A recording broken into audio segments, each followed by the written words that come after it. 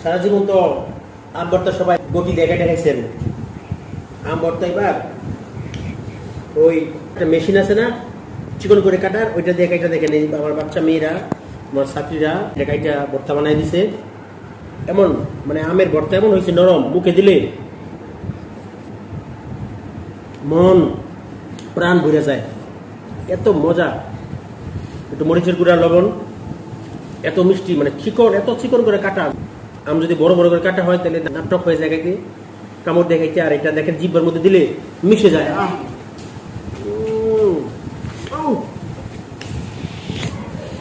অসাধারণ।